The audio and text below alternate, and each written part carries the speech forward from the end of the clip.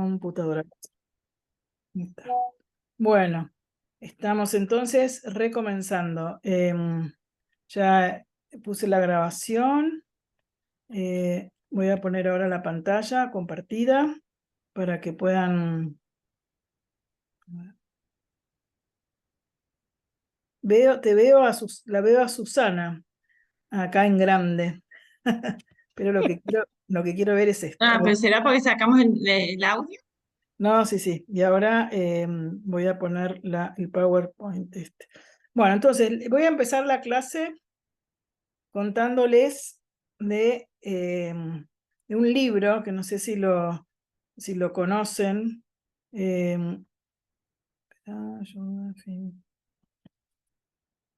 Ahora veo la presentación, pero no las veo a ustedes. Qué genial. Zoom, ahí está. Lista del orador. Lista.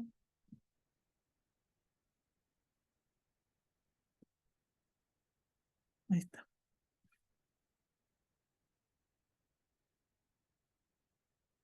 Bueno, ahí lo logré. Bueno, entonces, hay un libro que se llama Odisea de Amor y de Guerra. ¿Lo conocen? ¿Lo escucharon alguna vez? Lo escribió Elika Brajnovic. Este libro, Una Odisea de Amor y Guerra. Y dice que el resumen del libro ahí en internet, la lucha de una joven pareja croata por la conquista de su libertad. Y yo lo tomo como un ejemplo de un matrimonio cristiano, católico, de fe, que muestra a través de unas cartas que el marido escribe a Olga y Olga le escribe al marido. Bueno, no, a Olga no, Olga es la autora, a la mamá de Olga. Olga Brajnovic trabajaba en la Universidad de Navarra y hacía entrevistas a distinta gente y tenía bastantes videos de esas entrevistas. Es periodista. Entonces ella, con las cartas de su papá y de su mamá y la historia narrada, escribe este libro contando lo que vivieron sus padres cuando entró el comunismo en Croacia y tuvieron que separarse y tuvieron 12 años separados. Olga ya había nacido, ellos se habían casado, habían tenido a su hijita, pero después ahí la guerra los separa.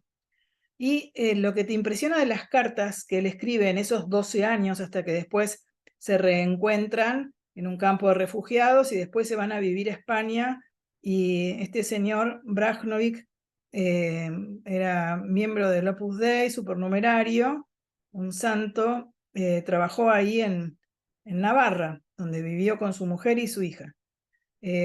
Para mí es un ejemplo, leer ese libro ayuda mucho porque es como un ejemplo de un matrimonio que no conocía la teología del cuerpo, pero con su formación católica profunda y su fe, veía claramente cómo el amor humano que ellos se tenían podía ser una ocasión de unión con Dios. Era realmente, ahora les voy a leer algunas partes de esas cartas, porque me parece que a veces el ejemplo ilustra más que nada toda la teoría, ¿no? Como que la vida es lo que importa también, ¿no? En realidad la relación de marido y mujer es una relación de doble dimensión o de doble grado, podemos decir, de uno con el otro y con los demás. El primer entorno de los demás es la familia y la sociedad. Por eso se dice que es la célula básica de la sociedad, la familia, donde uno aprende a amar. Y las relaciones de marido y mujer, las relaciones recíprocas, dice Juan Pablo II, del marido y la mujer, bautizados, pueden brotar de su común relación con Cristo.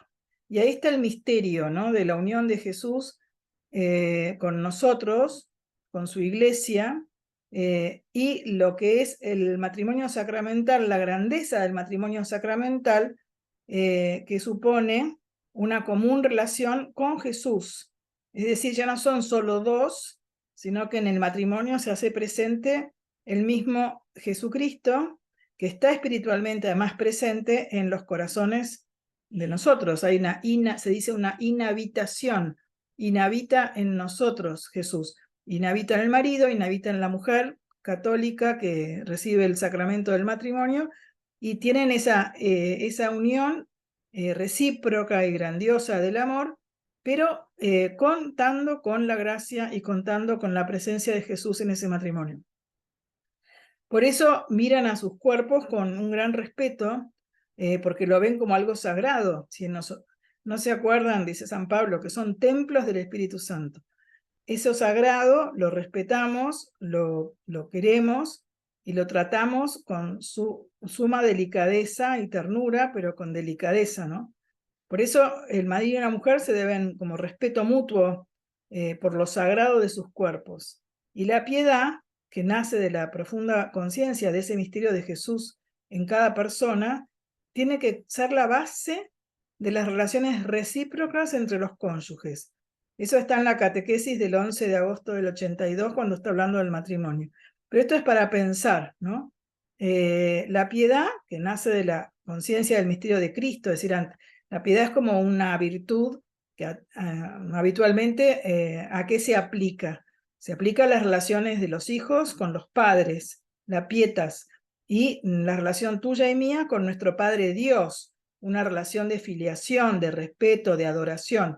Pero Juan Pablo II dice que la piedad también es una virtud que se aplica a la relación entre marido y mujer. Cuando uno clásicamente hubiera dicho, bueno, sí, hay que cuidar la castidad como una virtud del matrimonio, lo que se llama la castidad conyugal. Sí, también hay que cuidar la castidad conyugal, pero en realidad la piedad es mucho más profunda, porque es lo que te hace tomar conciencia de que Jesús está en tu marido y que tu relación con él tiene que ser semejante a la relación de la iglesia con Cristo, y en el caso del marido, de Cristo con la iglesia. Entonces, les voy a leer un pedazo, copié del libro, ¿no? Esta frase que dice, la unión en un solo amor. Luka Brajnovic, que es el papá de Olga, que estaba separado de su mujer, dice, Luka llevaba ya mucho tiempo considerando cómo su amor por Ana y su amor a Dios se fundían en uno. Esto es muy importante. Llevaba considerando cómo su amor a la mujer, con la que no estaba, ya les digo, estuvo separado 12 años. Y él escribía unas cartas que son un canto al amor, a la belleza, y consideraba, como era un hombre piadoso que rezaba y trataba a Dios, pensaba que era un solo amor. Y le dice esto, Luka, a su mujer Ana: me viene a la mente qué feliz sería si consiguiera sentir la unión con Dios que percibo en la unión contigo. Ciertamente tengo que reconocer que nuestra unión es plena y se puede lograr en el incalculable amor mutuo que nos tenemos. Por eso no te extrañes, esposa mía, de que te sienta con más fuerza cuando estoy entregado al reconocimiento de la presencia de Cristo en la Eucaristía. No es ella, la Eucaristía, una víctima con mayúscula, Jesús, completamente entregada por nosotros los hombres, por nuestra participación en el cuerpo místico de Cristo. Súper profundo, imagínate, una carta de amor en medio de la guerra. Y él está haciendo estas consideraciones sobrenaturales sobre la presencia de Jesús en la Eucaristía, y que los dos, cada uno donde estaba, que ni siquiera sabían dónde estaba uno y otro, iban teniendo noticias por amigos que les iban contando, pero él quería sentirla a su mujer con más fuerza cuando estaba rezando frente a Jesús en la Eucaristía. Y como somos uno en Dios, así estamos, le sigue diciendo, estrechamente unidos entre nosotros. Junto a todo este inalcanzable y maravilloso misterio, vive mi enorme amor hacia ti. Habla del misterio de la Eucaristía, ¿no? Que es inalcanzable y es maravilloso, y es la entrega de Dios que está unido con nosotros. Ahí vive mi enorme amor hacia ti. Mora algo que nos une en el corazón y el alma, que nos une en nuestras propias vidas y en la vida de nuestra querida hija. Nosotros solos en un único ser corporal y espiritual. Mi amor por ti no se basa solo en el principio natural del amor del hombre hacia la mujer, el amor de los sexos opuestos, sino también en el superior principio de la relación de la persona hacia la persona.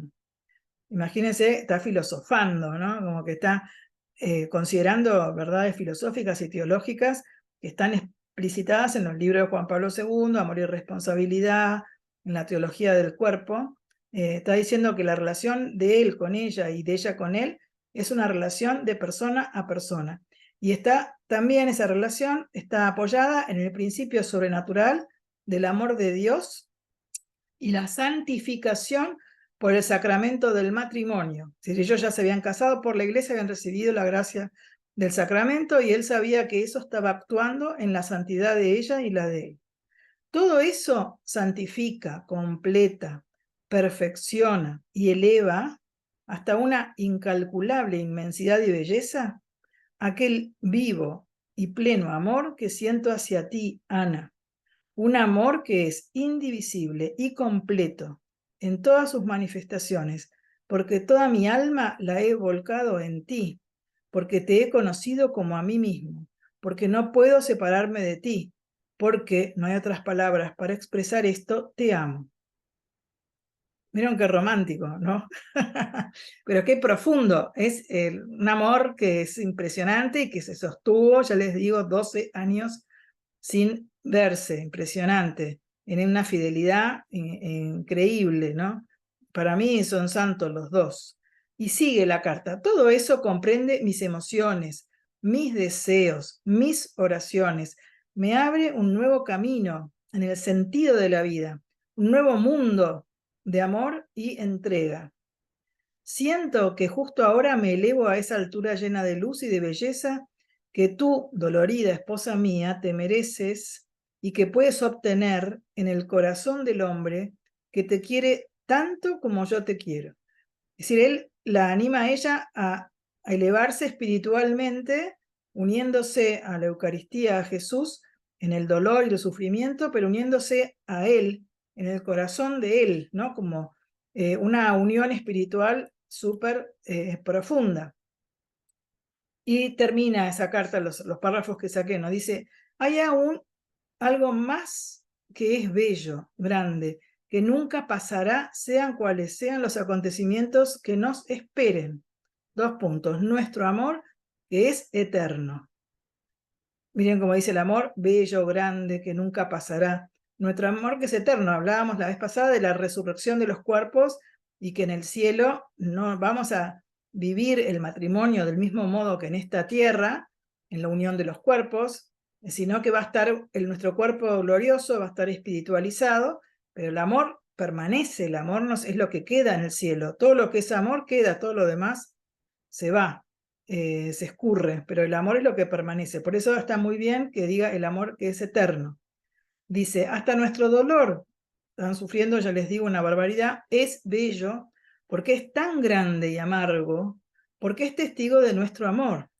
Si no hubiera amor, ¿existiría nuestro sentimiento de soledad, nuestro dolor, nuestras lágrimas y nuestro sufrimiento? Qué locura serían nuestros deseos, qué tormento insondable nuestra fidelidad. Qué hipocresía nuestra fe y nuestra piedad si no hubiera amor. Por eso es lo mismo hablar de amor y de dolor, y entre ellos no hay diferencia. Cuando el dolor es elevado a tan alto grado, ¿puede corresponderle otro adjetivo sino que es bello? Y si está identificando amor igual dolor igual belleza.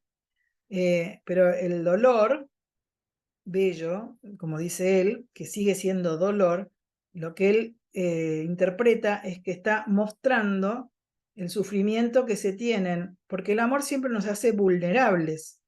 Si uno no amara, no extrañaría al otro, no tendría afectos que le hagan sufrir, pero el dolor está muy unido con el amor, y Jesús lo mostró con su vida, nos amó hasta el fin, con el dolor moral, físico, espiritual, con todos los tipos de dolores que sufrió Jesús, consiguió nuestra salvación, nuestra redención. Por eso nosotros también podemos percibir en el dolor y en el sufrimiento, sobre todo compartido en el amor, una cierta belleza. Bueno, ¿les gustó? A mí me parece, yo di una conferencia una vez y hablé todo la teología del cuerpo y después leí alguna de estas cosas y bueno, lo que la gente me decía era que lo que le quedó es esta historia, ¿no? Como la descripción de la teología del cuerpo vivida en un matrimonio ejemplar. Hay otro libro que son las cartas entre Enrique y yo, que está en proceso que es beato me parece ya, que es un argentino que está en proceso de beatificación, y su mujer, y estaban todas las cartas guardadas, y las transcribieron en un libro que algunas me dicen no es demasiado, como dicen, meloso, demasiado romántico, demasiado... Claro, en otras épocas se hablaba de otro modo, quizás también, ¿no? O se trataban con otra delicadeza, con otro lenguaje. Pero la verdad es que es como un ejemplo de amor verdadero, ¿no? Este ejemplo de este matrimonio. Entonces, Juan Pablo II, después que habla de los temas que fuimos viendo en el Génesis, que habla de la resurrección, del hombre histórico, el pecado, la redención del corazón y la resurrección, empieza a hablar del matrimonio propiamente cristiano, ¿no? Del matrimonio sacramental. Para desarrollar el tema este del matrimonio cristiano, ¿qué texto clave elige? Elige la carta de San Pablo a los Efesios, que es famosa porque hace una analogía, una comparación entre la unión de los esposos y la unión de Jesús, la de Cristo, con su iglesia. Entonces, la carta a los Efesios, que vamos a ver ahora, dice Juan Pablo II que es como el coronamiento de la teología del cuerpo. Y vuelvo a mencionar las tres cosas que recién les dije. El principio, Mateo 19:4, el corazón humano, Mateo 22, las bienaventuranzas, la resurrección futura, Marcos 12. Hemos ido viendo estos temas, ¿no? Pero llegamos ahora al matrimonio con la carta a los Efesios de San Pablo y leyendo esa carta llegamos al coronamiento, dice él, de la teología del cuerpo, ¿no? Que es el sacramento del matrimonio, ya no el matrimonio del Génesis como sacramento primordial, como primera cosa, sino el matrimonio sacramental, el de la iglesia, ¿no? Entonces, en la carta a los Efesios hay algo que a veces escandaliza en el momento de hoy por el modo como está dicho. San Pablo habla de estar sujetos unos a otros en el temor de Cristo. Y le dice a los hombres, amad a vuestras mujeres, como Cristo amó a su iglesia y se entregó por ella para santificarla. Pero lo que escandaliza un poco es que a las mujeres les dice que sean sumisas a sus maridos. La palabra sumisión nos choca, ¿no? Pero en realidad la utiliza en ambos sentidos. Estad sujetos unos a otros o sed sumisos unos a otros. Recíproca sumisión para ser después una sola carne. Que él lo entiende como un gran misterio aplicado a la semejanza entre el matrimonio y la unión de Cristo con su iglesia. En la historia de la salvación, el matrimonio es un misterio de fe. La familia es un misterio de amor. ¿Por qué es un misterio de fe?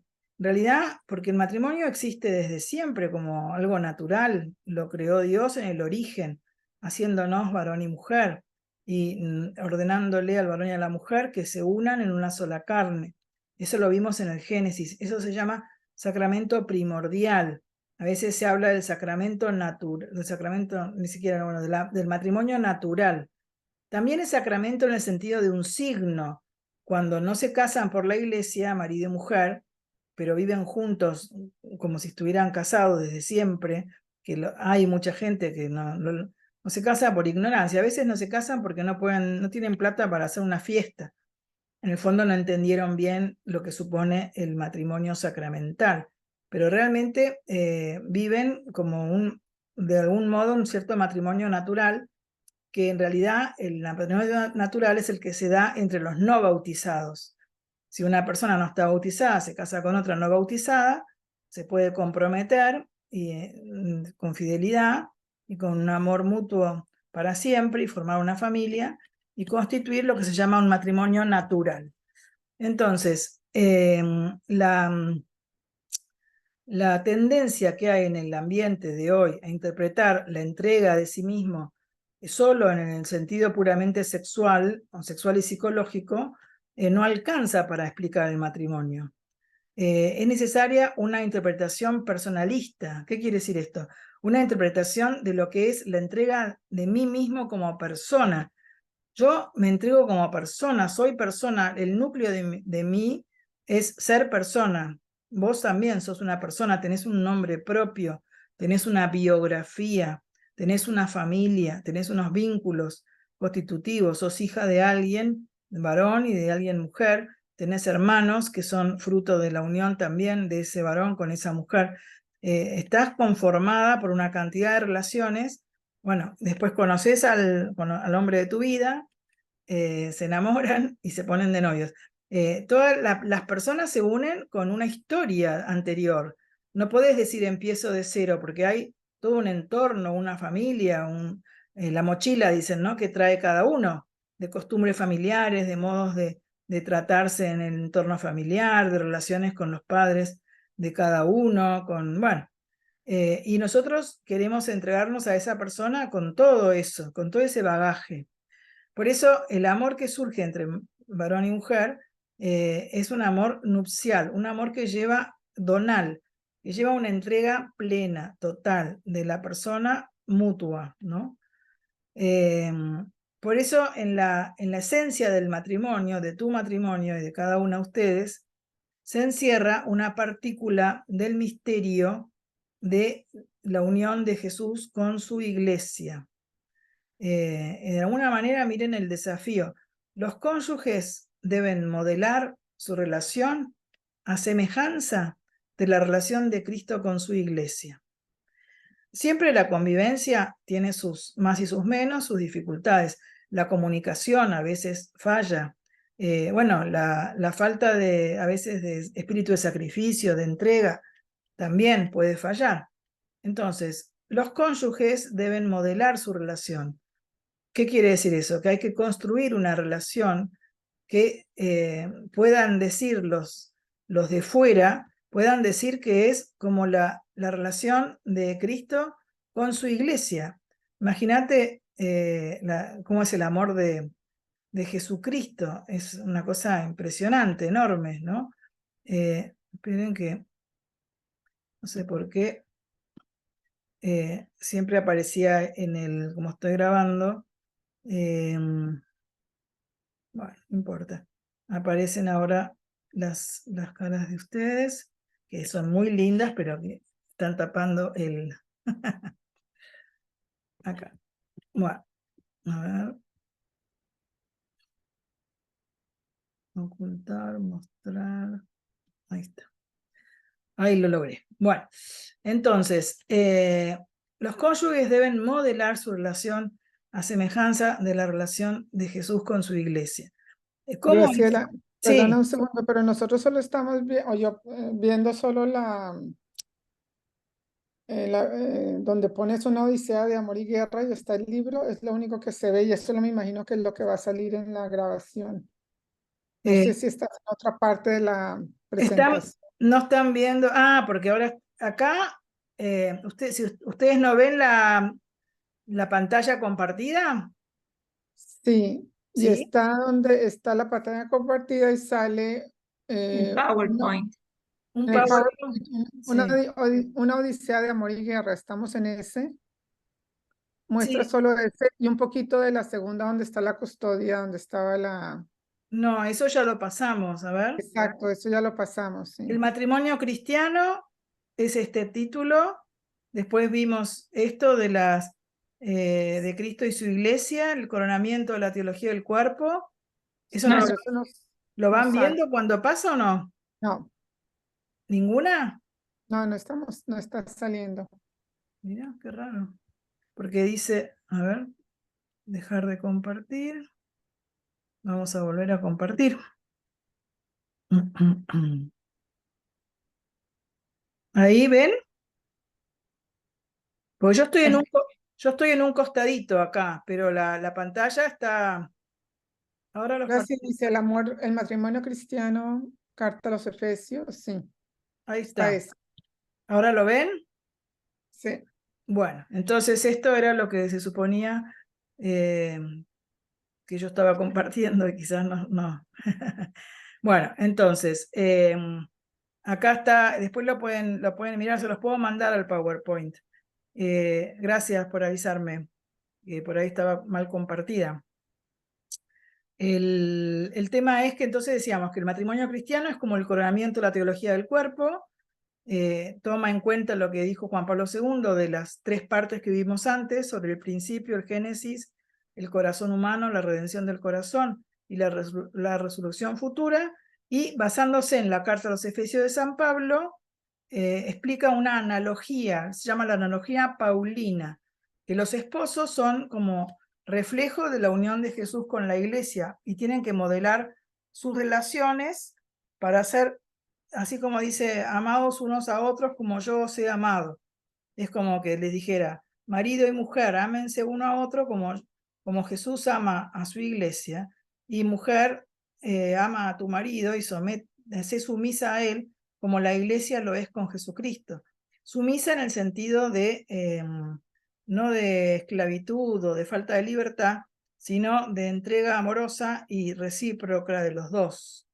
Por eso, siempre en el Antiguo Testamento hay muchos textos de Isaías, de Oseas, textos proféticos que hablan mucho de la relación paterno-filial de Dios con los hombres, pero también de la relación esponsal de Dios con los hombres.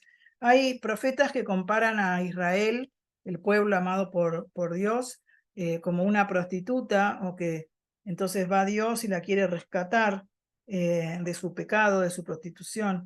Bueno, no nos da tiempo ahora a detenernos en esos textos, pero el sacramento primordial de la creación está descrito, además del Génesis, en estos libros proféticos, donde se habla del amor esponsal. Es como que dice, bueno, Dios nos ama muchísimo, como un esposo ama a su mujer.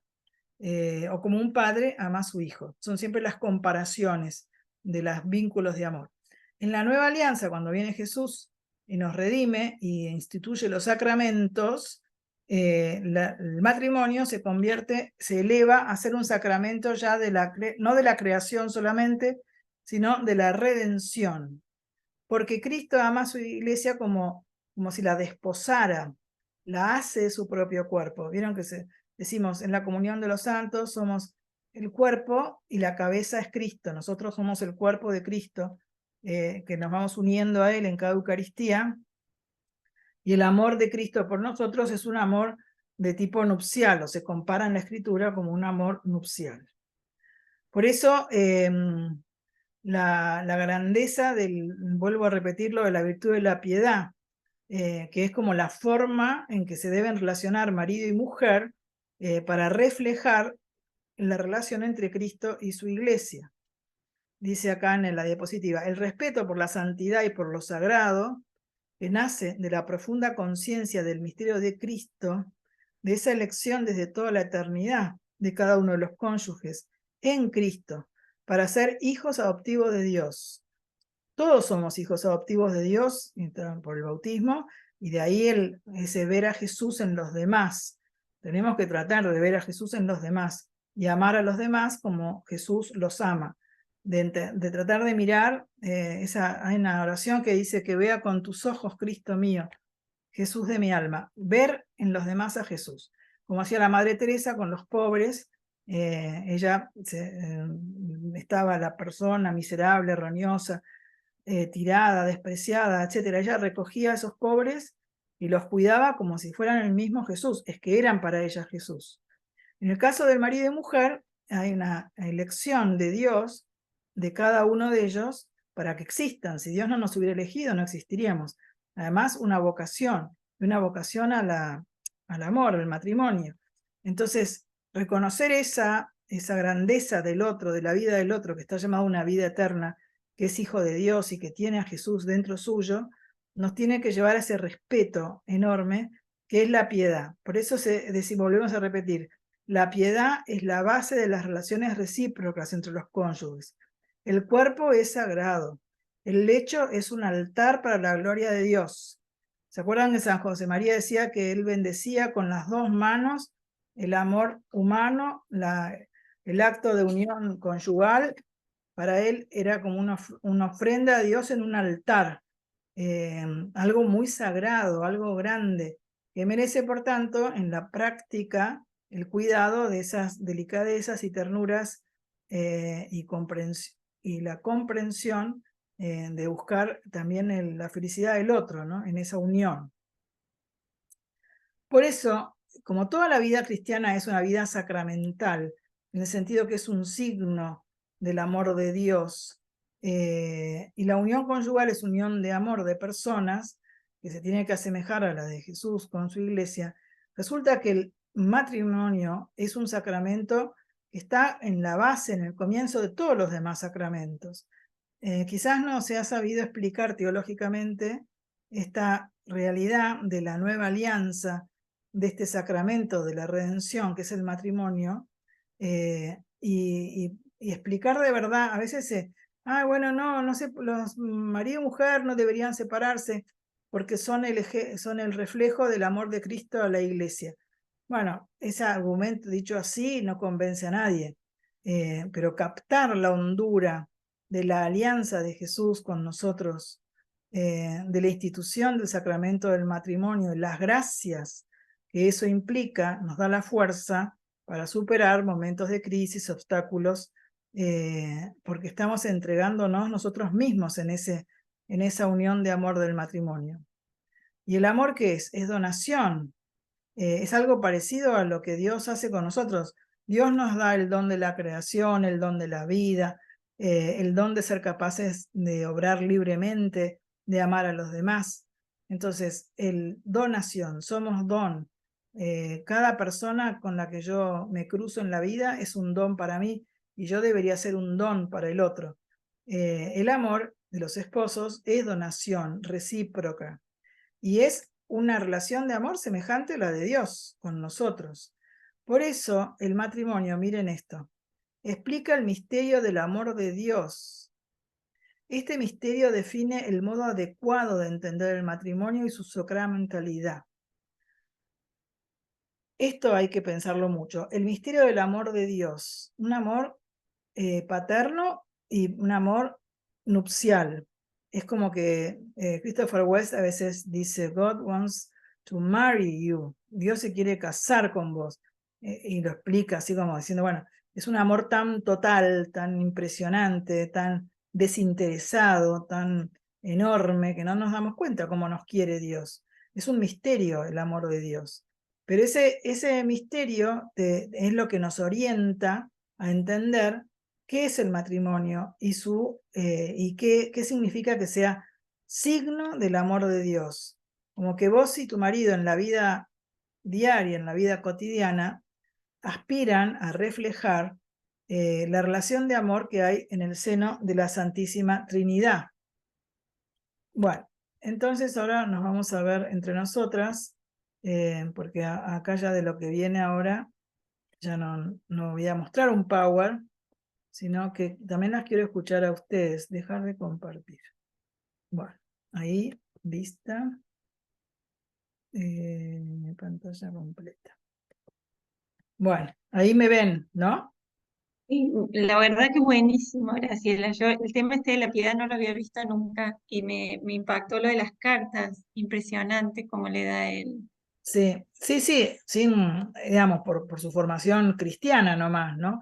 Sí, pero también que Mm, es producto de todo ese camino de dolor que ellos van pasando sí. y ese aferrarse a la Eucaristía o sea, ¿no? Y tratar de, bueno, no sé, esa cercanía con Jesús por ahí les da esa perspectiva sobrenatural que, o sea, es, Mm.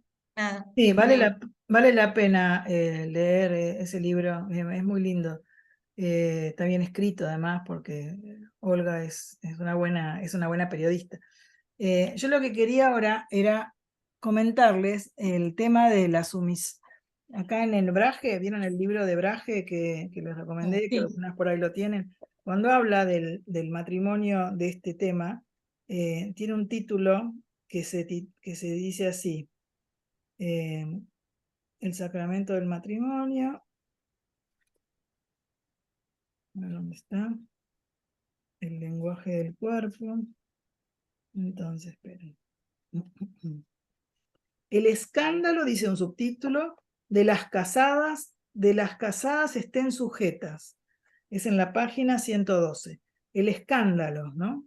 Entonces dice, antes de proseguir con nuestro análisis del texto de San Pablo, advierte Juan Pablo II que es preciso resolver el escándalo de algunas de las frases de Efesios 3. ¿Escándalo para quién? Para nuestra sensibilidad contemporánea, para nuestro modo y nuestra mentalidad de entender las relaciones de varón y mujer, y por la historia cultural del machismo que ha habido en la historia. Eso no sé, yo pienso que no, más allá del feminismo, el machismo, pero sí, que han estado quizás las mujeres un poco esclavizadas en unos lugares como Irán, y esto siguen obligadas a taparse, y todas esas realidades que son tan Pero duras. además como que pero ahora se ha ido como a una idealización de la libertad que ridícula, porque encima no es la libertad, sino que Claro, ¿no? efectivamente. Es una Lo que libertad, quiero, hoy por hoy es una libertad, la libertad, libertinaje. claro, libertad entendida como un absoluto. Y la libertad no es absoluto, porque yo soy libre y yo no soy absoluta. Yo no me di la vida a mí misma, yo no me creé a mí misma, no elegí a mis padres, no puedo elegir a mis hermanos tampoco, no elegí el país donde nací, bueno, y así, podríamos decir el choice famoso de las que hablan de libertad. No hay mucho choice, no hay mucha elección en muchos aspectos, aunque sí, la libertad es algo grande que nos permite decidir, discernir, decidir y elegir y actuar libremente. Y solo por la libertad podemos amar. Esa es la grandeza de la libertad. Las personas libres aman, los que no son libres no aman. Por eso hay que hacer acrecentar la libertad para poder amar de verdad. Pero bueno, entonces, ¿pero qué es lo que pasa? En este proceso de conformación de un estilo de mentalidad con una sociedad hipersexualizada, que San Pablo de repente se lee en la iglesia, ¿no? La carta de San Pablo, y dice, las casadas estén sujetas a sus maridos. Claro, la palabra sujeta ya produce como cierta rebeldía. Entonces Juan Pablo II lo explica, dice, por ello es clave el versículo inmediatamente anterior a esas palabras, que dice, estad sujetos unos a otros en el temor de Cristo. Es decir, es verdad que en la cultura de los tiempos de San Pablo había una concepción del varón como la cabeza, ¿no?, de la familia, que ahora se pone en duda de algún modo, ¿no? Son los dos tienen que amarse recíprocamente, estar sujetos unos a otros. En el temor de Jesús, este temor no se trata de miedo, es una actitud que no es la defensiva ante la amenaza de un mal, sino ese temor de Dios se trata sobre todo de respeto por la santidad, de respeto por lo sagrado, se trata de la piedad, que es lo que decíamos antes, que nace de la profunda conciencia del misterio de Cristo, del misterio de la elección que hizo Dios de cada uno de nosotros, de vos y de tu marido. Y esta piedad debe constituir la base de las relaciones recíprocas de los cónyuges. Efectivamente, que me decías que no lo habías escuchado antes nadie lo había dicho a esto. Esto es bien original de Juan Pablo II, de su profundización en lo que es el matrimonio y de lo que es la piedad en el trato mutuo. Dice, después de haber hablado de la mutua sujeción de los cónyuges, el autor dice, las casadas estén sujetos a sus maridos como al Señor. Con esto no quiere decir que el marido sea el amo, entre comillas, de la mujer, sino otra cosa, que la mujer en su relación con Cristo puede y debe encontrar la motivación de esa relación con el marido. que no es de sumisión unilateral. Ambos han de estar sujetos unos a otros. Y eso es lo que dijo en la enseñanza de Jesús, es una enseñanza que es para todos los siglos de los siglos, no es para una época, ¿no? Y San Pablo, efectivamente sí, él está imbuido de la mentalidad de su época, pero igual, si vos interpretás lo que él dejó escrito en la Sagrada Escritura, a San Juan Pablo II lo interpreta así, ¿no? Habla de la sujeción mutua, habla de la piedad como expresión de ese amor mutuo. Dice, vosotros los maridos, amad a vuestras mujeres, nada más y nada menos que la amen a las mujeres como Jesús ama a la iglesia. Es una meta muy alta para el marido, ¿no? Dice, el amor excluye todo género de sumisión en el sentido de pérdida de la libertad. Hace que el marido esté sujeto a la mujer y ambos a Dios. La comunidad, la comunión de amores, la familia que deben formar en el matrimonio, nace de una recíproca donación, que es también una mutua sumisión. Sumisión en el sentido de entrega, de donarse, de sacrificarse por el otro, de amar. Entonces dice el autor de la Carta de los Efesios, utiliza los conceptos propios de la mentalidad y las costumbres de entonces. Por eso no teme hablar de sumisión de la mujer al marido. Pero también recomienda, además de recomendar a la mujer que se someta al marido, que lo reverencie, lo respete con esa piedad, en realidad está diciéndole al marido que ama a la mujer como Cristo a la iglesia, y también de alguna manera que esté sujeto a ella. Y eso encontrará como un equilibrio, ¿no?, entre la mutua sumisión. Dice, vosotros los maridos, amad a vuestras mujeres como Cristo amó a su iglesia y se entregó a sí mismo por ella, para santificarla. Bueno, ahí hay otra parte del texto que ahora en lo que no me voy a detener,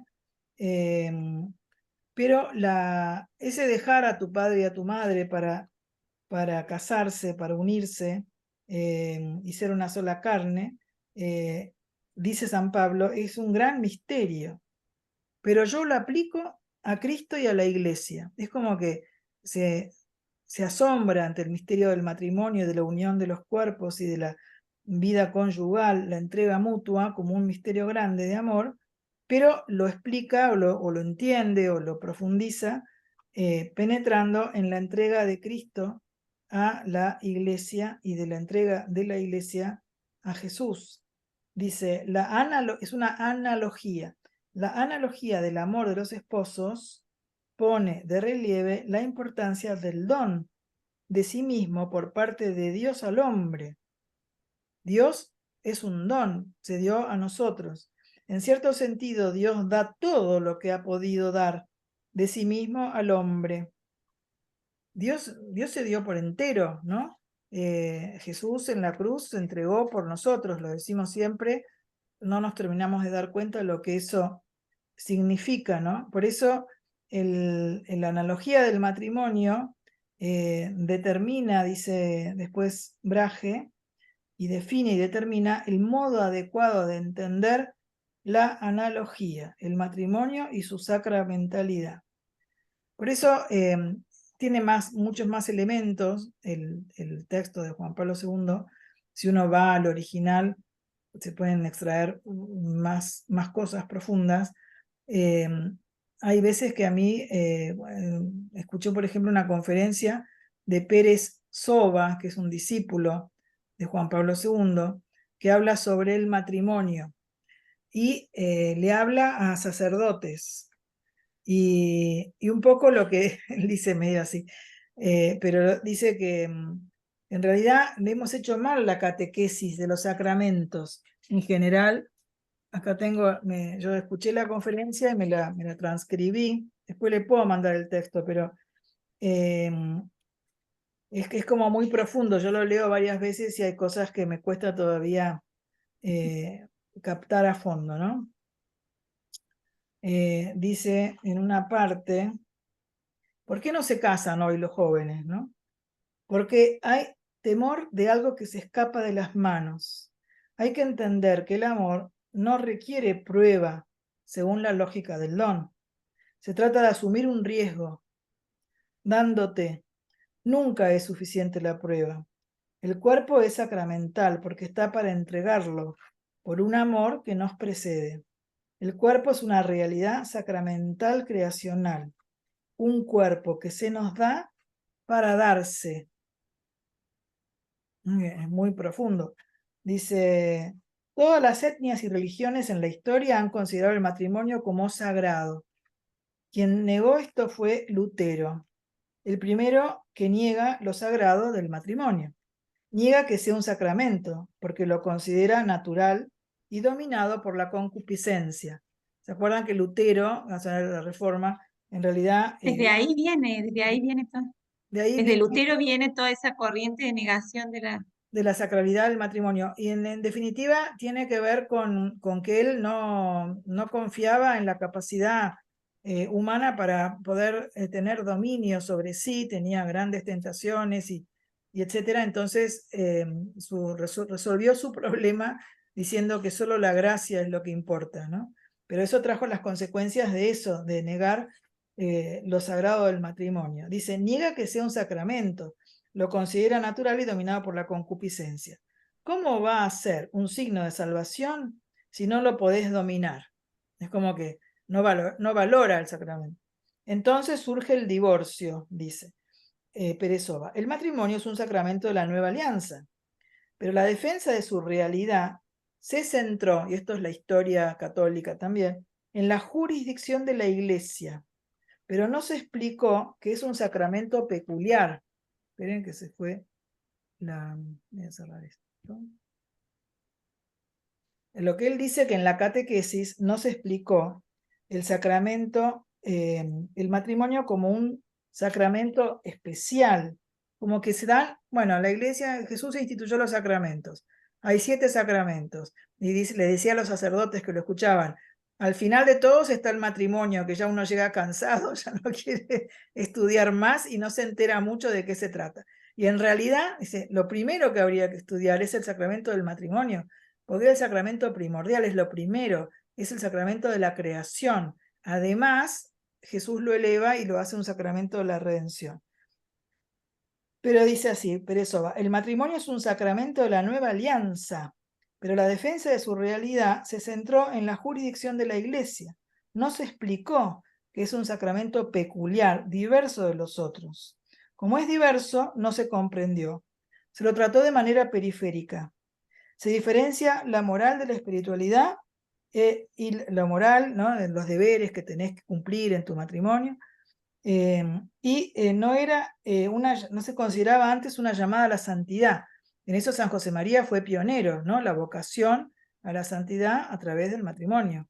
Eso, San José María tiene unos textos Pero impresionantes. te hago una pregunta, entonces Sí. es como que toda la teología o sea, desarrolló los otros sacramentos más y este como que no tanto, pareciera que es del último siglo. Sí, lo desarrolló de una manera, sí, más profunda, todos los sacramentos, por supuesto, el primero es el bautismo, qué sé yo, bueno, imagínate la Eucaristía, la grandeza de la Sí, sí, Eucaristía, sí. pero el matrimonio era como, dice Perezova, no se veía como un camino espiritual en la tradición racionalista católica, no se veía.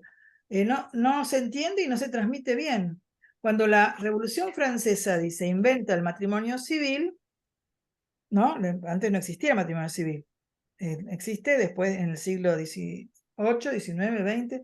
Se reduce a ser un contrato civil que no se puede rescindir. El único contrato que no se puede rescindir es el contrato del marido y mujer, que cuando no existía la ley del divorcio. Dice, el matrimonio naturalmente es sagrado, es una alianza con Dios, surge en la creación, es sacramental, es una alianza de las criaturas que surge cuando el hombre y la mujer se entregan mutuamente y requiere superar la dureza del corazón. Un corazón duro no es el que no sabe amar, sino el que no sabe recibir, el que no entiende el matrimonio como un don. Ese no acaba de entender lo que ha recibido de Dios. Y en lugar de ser una fuente, se convierte en un pozo, como la samaritana. No lo ve como un don, sino como una exigencia. que Dios reclama. No ve el don de la fuente que salta hasta la vida eterna, sino un pozo donde Dios me puso y no puedo salir, porque no se puede rescindir el contrato, ¿no? Como una atadura. Eso es la redención del corazón. Solo un corazón redimido que comprende su propia existencia desde el don de Dios y no solo de sus propios deseos puede entender el matrimonio. La sed de Cristo es la sed de vida eterna. La medida no era la sed de la samaritana. Tiene un libro que se llama Diálogo junto al pozo, y en ese libro habla de toda esta imagen de la samaritana, que Dios le dice que tiene sed, pero se trata de dos tipos de sed diferentes. La de Dios es una sed de amor y una fuente de vida y de agua que llega hasta la vida eterna. Y ella está hablando a nivel humano de la sed, de la sed humana, ¿no? Pero dice, la esponsalidad o el amor esponsal para siempre es lo que constituye la sacramentalidad del matrimonio, el signo, porque así nos quiere Jesús. Cristo crea la iglesia, el hombre no crea a la mujer. Por eso la comparación no es identificación, solo Cristo prepara a su esposa con el baño del agua y la palabra por el bautismo. La primera preparación es el sacramento del bautismo. En la boda judía había dos partes con el desposorio. Antes del traslado, la mujer a la casa del marido se bañaba para pedir ser fecunda, el baño del agua y la palabra. La iglesia sin mancha ni arruga. Eso hace el bautismo. Por eso, bueno, y empieza a explicar todos los sacramentos, pero es una visión esta de Peresova nueva, te diría, ¿no? Teológicamente nueva. Él dice que anteriormente se daba la sacramentaria como una materia, ¿no? Estudiaban, y se redujo a veces a explicar el matrimonio de modo como negativo, ¿no? Es un contrato, es un pacto conyugal, se lo mira desde el punto de vista jurídico, incluso ético, el deber de la fidelidad mutua, pero no se llegó a lo profundo teológico de lo que es una alianza, que es un signo, que quiere imitar al amor que hay dentro de Dios, ¿no? Por eso dice que hay que superar el racionalismo sacramental, entender la sacramentalidad dentro de la esponsalidad fundamental y así ver lo que aporta el matrimonio para comprender la sacramentalidad de la iglesia. Bueno, ven que es muy profundo, hay que repensar la sacramentaria y hay que repensar, igual en el catecismo cuando se habla del matrimonio hay bastantes cosas que ya están. Él dice que te quiero no es lo mismo que sí, quiero. En el taller del orfebre de Juan Pablo II, cuando se ven a sí mismos en el espejo, lo permanente es el destino común, un plan de Dios. La espiritualidad no son disposiciones subjetivas, sino lo que el Espíritu Santo hace en el matrimonio. Entonces ya eleva esto a otro plano. Lo que les une es algo más grande, hay una unión más grande de lo que estoy sintiendo. Es el Espíritu Santo que muestra que aquello que los une es más grande que los dos. Jesús está pidiendo constantemente, al joven rico le pide todo. Jesús nos pide porque así nos enseña a dar. Y solo si damos, aprendemos a valorar lo que recibimos. Por eso Jesús nos pide, porque necesito otro de afuera que me pida. Y así ante Jesús, que está pidiendo constantemente, nos enseña a dar. El matrimonio requiere darse. Solo cuando te das cuenta de lo que recibís. Esto se realiza en la cotidianidad. Bueno, y sigue, el matrimonio también tiene cruz, no es solo algo bonito. Nuestra sociedad occidental tenía en forma latente en los años 50 o 70, nos ofrece que no ofrece un acompañamiento en el noviazgo, en la cultura. Existe un vacío enorme porque el gusto no sirve para casarse. Y si en los encuentros solo encuentra gusto, ahí se quedará. No les hablamos de lo bueno de casarse y ese periodo del noviazgo necesita un acompañamiento para que los novios aprendan el amor esponsal. O ayudamos acompañamos, si no, no se van a casar. Tienen que aprender a amar. Bueno, y entonces me explica todo lo que dice es que a veces los canonistas, es como vos decís, para que un matrimonio sea válido, tiene tales características. Entonces, el matrimonio es como que lo miran desde el lado del derecho canónico. El matrimonio es lo que es válido. Entonces, no profundizan en lo que es el donarse, el darse, el amor en el sentido esponsal, que todos tenemos necesidad de darnos. Bueno, por ahí van los tiros de esta mirada nueva. Es muy interesante, creo que hay mucho para profundizar. Y bueno, y ya la clase que viene igual algo más vamos a ver de esto de la sacramentalidad del matrimonio. Ahí apareció Pilar. Ay, perdón, es que me Y quiero Lauri, morir. Perdón, ¿Qué? ya están terminando, ¿no? Sí, porque yo me tengo que ir a atender un retiro a la chacra, que son como Sí. 48 señoras, así que, pero empezamos una hora, no, bueno, ustedes están una hora menos, ¿cómo es? No, nosotros estamos bien, claro, nosotros siempre fue a las 3 y a vos se cambió la hora, pero perdóname, yo no pude participar porque invité a una amiga y le dije, mira, a las 3 tengo una clase de teología del puerto que no puedo, pero no le pude cancelar, no la pude cortar y bueno, nada. Bueno, se ve que necesitaba, Pili, la podés Sí, ver ahora. estuvo bueno la conversación con esta chica, es buenísima y bueno, nada, fue muy buena la conversación Claro. y bueno, no pude y dije, Sacarla. bueno, total la grabo.